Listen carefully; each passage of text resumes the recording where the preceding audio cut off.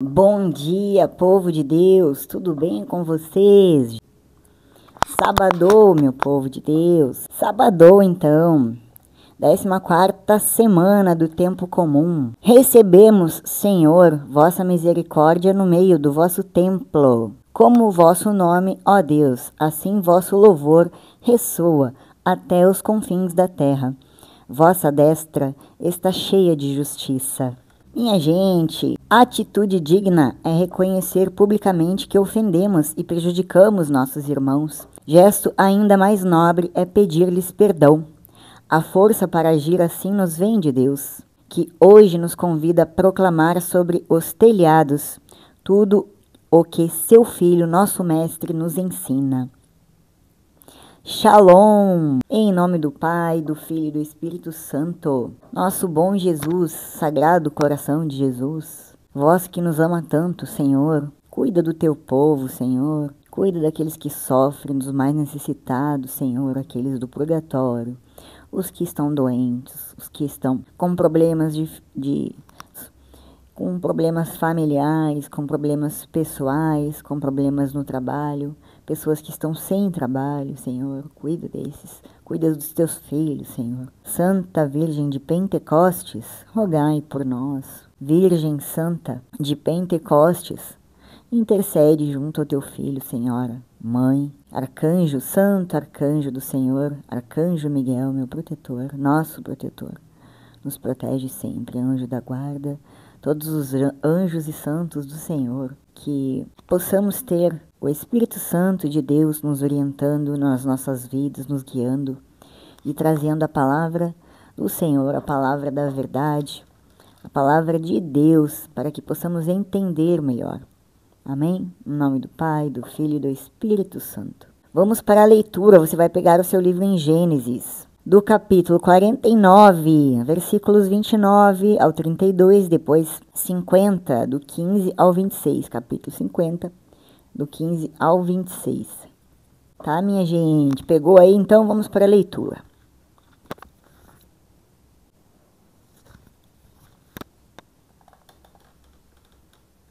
Minha gente, essa luz fica bem nos meus olhos. Vou diminuir um pouco hoje a luz porque fica me incomodando. Vamos lá então, minha gente. Leitura do livro de Gênesis. Naqueles dias, Jacó transmitiu as suas ordens a seus filhos, dizendo: Eu vou juntar-me ao meu povo, sepultai-me com meus pais na gruta de Macpela, que está no campo de Efron, o Hitita, defronte de Mambré, no país de Canaã. É a gruta que Abraão comprou a Efron, o Hitita, junto com o campo, como propriedade funerária. Lá foram sepultados Abraão e Sara, sua mulher. Ali sepultaram também Isaque, sua mulher, Rebeca, e foi lá que sepultei Lia. Quando Jacó acabou de dar suas instruções aos filhos, recolheu os pés sobre a cama e morreu, e foi reunido aos seus. Ao verem que seu pai tinha morrido, os irmãos de José disseram entre si: Não aconteça que José se lembre da injúria que padeceu e nos faça pagar todo o mal que lhe fizemos. E mandaram dizer-lhe: Teu pai, antes de morrer, ordenou-nos que te disséssemos estas palavras: Peço-te que esqueças o crime de teus irmãos e o pecado e a maldade que usaram contra ti. Nós pedimos, pois, que perdoes o crime dos servos do Deus de teu pai. Ouvindo isso, José pôs-se a chorar. Vieram seus irmãos e prostraram-se diante dele, dizendo: Somos teus servos. Ele respondeu: Não tenhais medo. Sou eu, porventura, Deus? Vós pensastes fazer mal contra mim. Deus, porém, converteu em bem para dar vida a um povo numeroso, como vedes presentemente. Não temais, eu vos sustentarei e a vossos filhos. E assim os consolou, falando-lhes com doçura e mansidão. E José ficou morando no Egito com toda a família de seu pai e viveu 110 anos.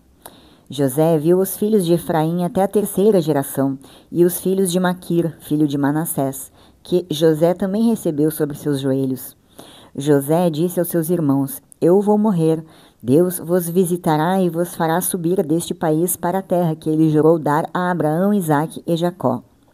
Depois de tê-los feito jurar e de ter dito: Quando Deus vos visitar, levai daqui os meus ossos convosco. José morreu completando 110 anos de vida. Palavra do Senhor. Vamos para a explicação. Lá no capítulo 49, minha gente, do 29, no versículo 29, do 29 ao 33, o moribundo patriarca enfatizou 2 assuntos em suas palavras finais: onde ele deveria ser sepultado e com quem ele deveria ser sepultado. O local do sepultamento ficava em Canaã, a 3,2 km ao norte de Hebrom e a 27 quilômetros perto do oeste do Mar Morto. Desejando restabelecer a solidariedade familiar na morte, Jacó pediu para ser sepultado com seus avós, Abraão e Sara, sua esposa, seus pais Isaque e Rebeca, sua esposa, e sua primeira esposa Lia. Tendo feito o seu último pedido, e já não possuindo mais forças, Jacó recolheu seus pés dentro da cama, rendeu-se ao espírito. Na morte, Jacó foi espiritualmente reunido ao seu povo. Logo que seus filhos atendessem ao seu pedido, seus restos mortais seriam reunidos aos de seus antepassados. Jacó, que tinha passado 17 anos no Egito, sobreviveu à fome por aproximadamente 12 anos. No capítulo 50, do 1 ao 3, José, que estava fisicamente... Perdão, gente, não é do 50, do 15 ao 26. Então, lá no 50, do 15 ao 26, com Jacó agora morto, os irmãos mais velhos de José temeram por suas vidas e ficaram na expectativa de que as palavras ditas por Jacó antes de morrer os protegesse da ira de José. Eles estavam com tanto medo de José que a princípio não ousaram vir a ele pessoalmente. Em vez disso, eles apenas enviaram um mensageiro, pedindo que ele perdoasse a rebelião, a transgressão e os pecados de seus irmãos, principalmente porque eles eram escravos, servos do Deus do teu pai, ou seja, eles adoravam o mesmo Deus que José. Talvez a razão pela qual os irmãos vieram a José foi que eles ouviram que seu irmão havia chorado ao receber a mensagem deles. Para aumentar as chances de sobrevivência, eles caíram diante da face dele e se ofereceram como seus servos pessoais.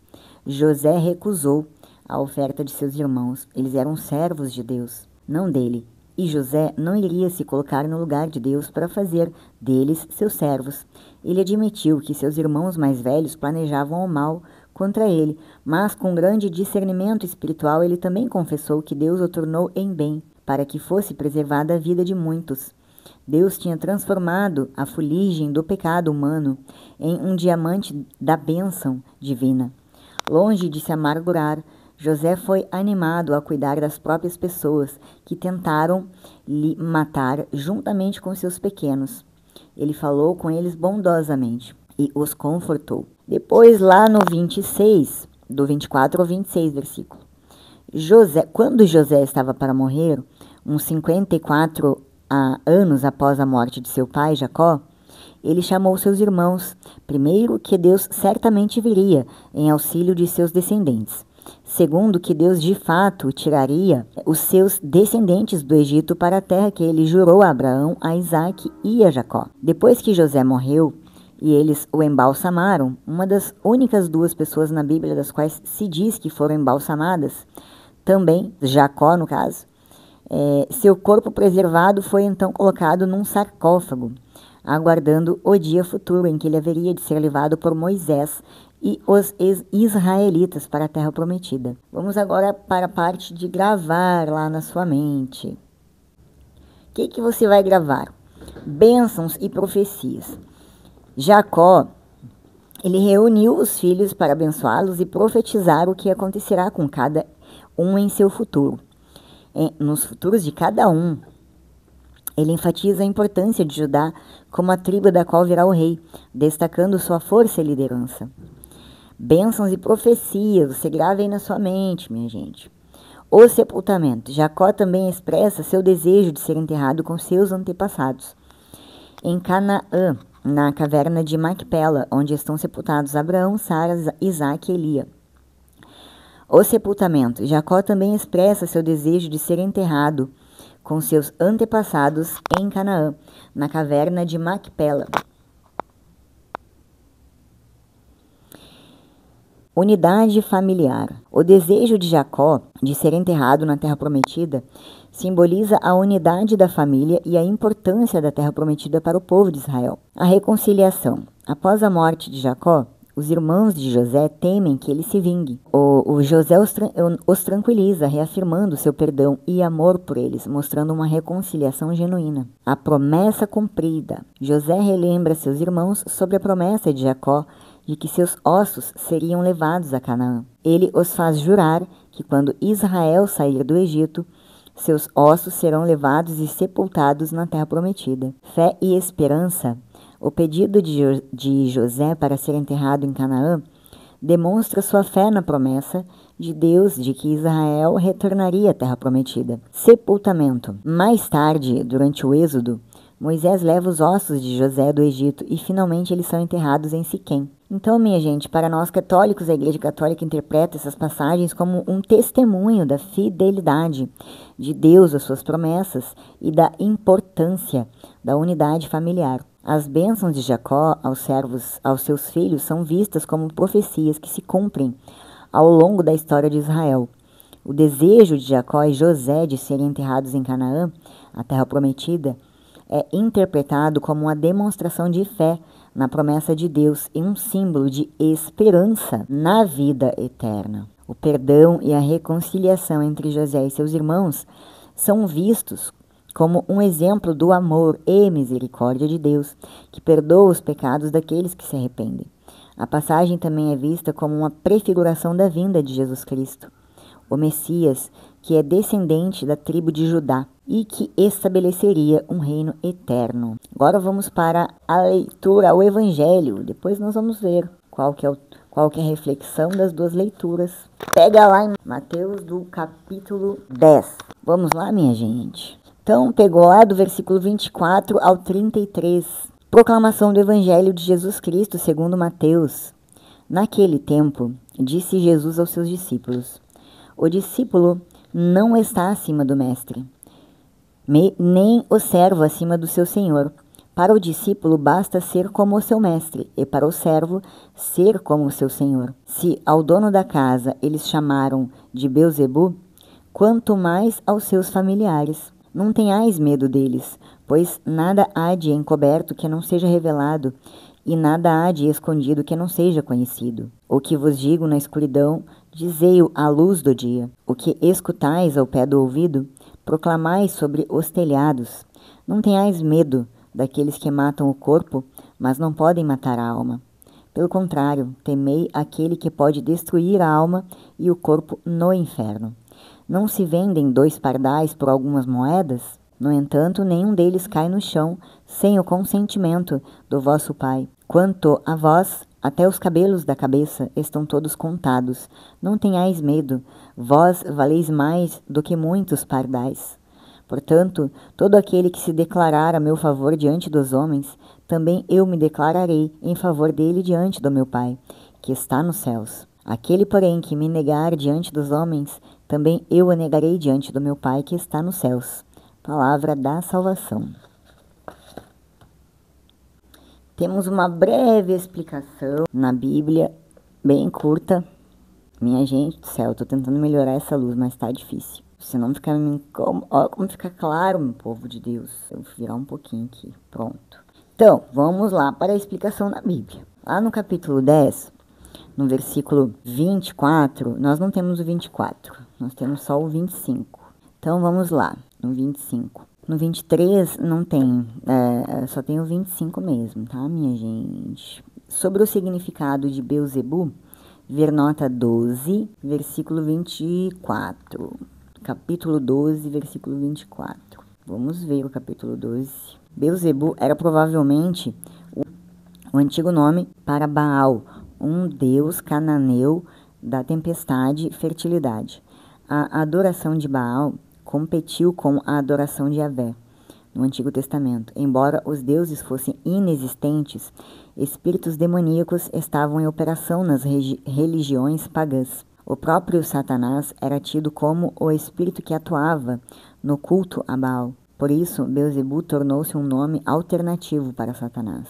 Então, minha gente, voltamos lá agora no 29 ao 30. Por quê, minha gente? Porque não tem até do 24, do 25, não tem 26 e 27, só tem o 29. Se Deus deve consentir para que pardais venham a cair, nenhum discípulo pode sofrer perseguição sem seu consentimento. O Deus que contou e numerou os cabelos de vossa cabeça também contou os seus dias de vida. Seu plano para seus discípulos não pode ser interrompido pela perseguição. Vamos agora gravar na mente, minha gente. Então, pega os temas que você vai gravar aí. Não temer a perseguição. Jesus reconhece que os discípulos enfrentarão perseguição, oposição também, mas os encoraja a não temerem, pois a fidelidade a ele terá recompensa. Priorizar a alma. O foco deve ser na salvação da alma, que é mais importante do que a vida terrena. A referência a Beelzebu e a possibilidade de matar o corpo mostra que as ameaças humanas não devem ser temidas em comparação com a ameaça do inferno. Confiança em Deus. Jesus tranquiliza seus seguidores assegurando que Deus cuida de cada detalhe de suas vidas, incluindo os menores detalhes como os cabelos da cabeça. Essa confiança em Deus deve dar coragem para testemunhar. Agora você vai gravar confissão e negação. A passagem culmina com o chamado à confissão pública de Cristo. Aqueles que o confessarem diante dos homens serão reconhecidos por ele diante do Pai, e aqueles que o negarem serão negados por ele. O discípulo e o mestre. Jesus usa a comparação entre o discípulo e o mestre para mostrar que a exigência do discípulo será semelhante à do mestre. Se Jesus foi perseguido, seus seguidores também o serão. A autoridade de Jesus. A referência a Beelzebu, um nome para Satanás, indica a autoridade de Jesus e a oposição que ele enfrentou. Se Jesus foi acusado de ser aliado do mal, seus discípulos também podem esperar calúnias e perseguições. A proteção de Deus. Jesus garante que Deus está atento a cada detalhe da vida de seus perseguidores, mostrando que eles não estão sozinhos e que podem confiar em sua proteção. O testemunho. A passagem ressalta a importância do testemunho público de fé. A decisão de confessar ou negar Jesus diante dos outros terá consequências eternas. O testemunho coerente com a fé é fundamental. Agora, minha gente, vamos pegar a liturgia e vamos ver o que temos para a nossa reflexão. Então, a reflexão de hoje. Antes de morrer, José aconselha seus irmãos a continuar no caminho dos patriarcas, Abraão, Isaque e Jacó, e a se manterem fiéis às promessas de Deus, que sabe aproveitar do mal em benefício de muitos. A missão de Jesus é a mesma dos seus seguidores. Não há, porém, motivos para temer. O Pai cuida de tudo e de todos, já que se interessa até mesmo pela vida dos passarinhos e conhece cada pessoa nos mínimos detalhes. Minha gente, aqui ficou claríssimo. A confiança em Deus. Precisamos ter confiança em Deus. Os filhos de Jesus, filhos de Deus, serão perseguidos, serão difamados, julgados, subestimados. Tudo que Jesus Cristo passou, né, minha gente? Mas nas promessas creiam, porque se José, Jacó, todos creram e todos foram de Jesus, nosso Deus, né, nunca descumpriu qualquer promessa, né? Podemos ver em todo momento na Bíblia, desde o início de Gênesis, né, até o fim da Bíblia, podemos ver que as promessas sempre são cumpridas. Então, meus irmãos, tenhamos confiança em Deus, nosso Pai, que está atento a cada detalhe. Se os nossos cabelos são contados, minha gente, você imagine o que Deus pode fazer. Se Deus abrir o mar, né, para Moisés, o que ele não pode fazer por nós, minha gente, né? Que vocês tenham um excelente final de semana, uma missa maravilhosa e fiquem na paz do nosso bom Jesus Cristo. Amém? Shalom!